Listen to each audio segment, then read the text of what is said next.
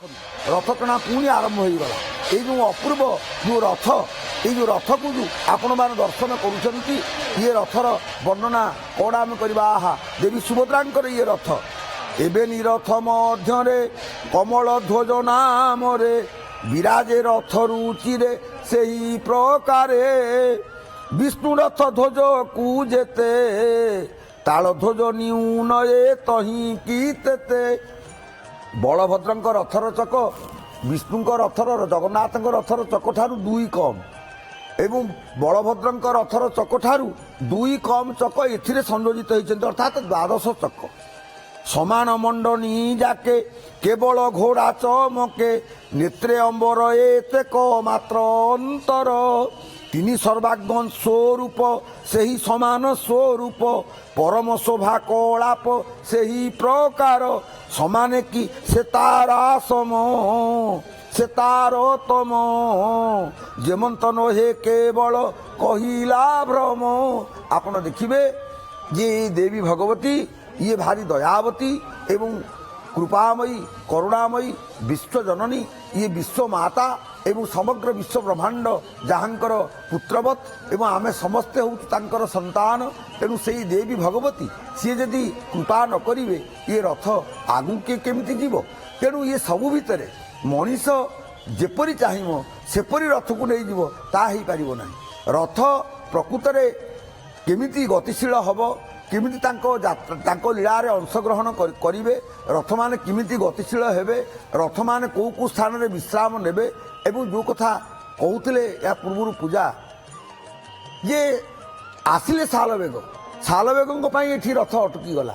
खाली सालवेगों पई कोन अटकी गला आपण देखिबे जेतेले बलराम दास जाइचंत एवं गाधुआ नाही पाधुआ नाही मुह धुआ नाही किछि नाही देहरे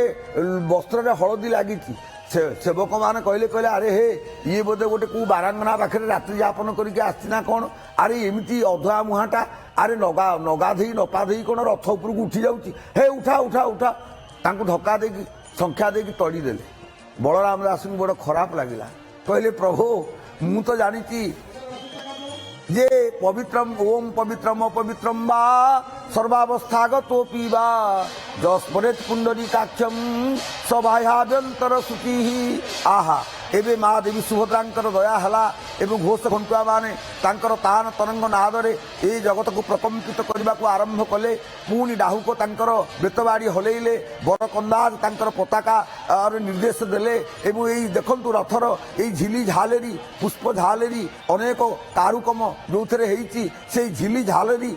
रे केमिति झलमल करूची देवी सुभद्रांकर देवी रथ अनेक पुष्पर संभार एवं रथर जहाँ आमे जानिछंती जे जेतेबेले रथ निर्माण हुए महारणा सेवक कहतु भोई सेवक कहतु रूपकार कहतु दरजी सेवक कहतु समस्तंकर अवदान थाए एमानंकर भूमिका कारण जहाँ आमे देखुछंती जे सबु जातिरु सबु वर्गरु आसी सामिल हुंती रथ कामरे ए बाबद रे टिके आपनक ठारु जानिबा को चाहेबु एवं आजी रथ उपरे जो मानन को आमे देखुछंती को माने खास करी रथ उपरे रही थांती आपण देखिए मैडम जो कथा आपण कहिले जे जो रथ जो निर्माण हुए रथ खड़ारे से जो रथ खड़ारे जो रथ को निर्माण करवा एत सहज कथा नु कारण जमी आमर तीनोटी अंश अच्छी मस्तक अच्छी पाद अच्छी गंडी अच्छी सेमती रथर मध्य शीर्ष मध्य निम्न एमती तीन भाग आम देखुचु मानव शरीर परी ये परमात्मा शरीर रथ निर्माण कारिकार जहाँ वर्णना होती चंदनम पुरुषाकारम सी एक पुरुष रथ ही परम पुरुष यार आकार पुरुष सदृश जो रथरे रथी स्वयं परमात्मा श्री जगन्नाथ देव तेणु ये रथ आपण जो कहले ये रथ जो निर्माण करा जाए से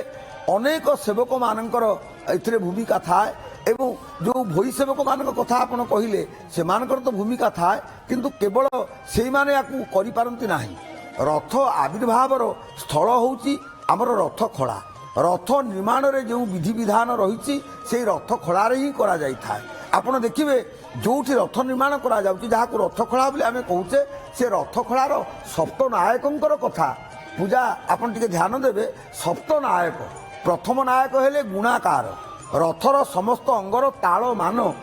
ताकू से निर्धारण कर।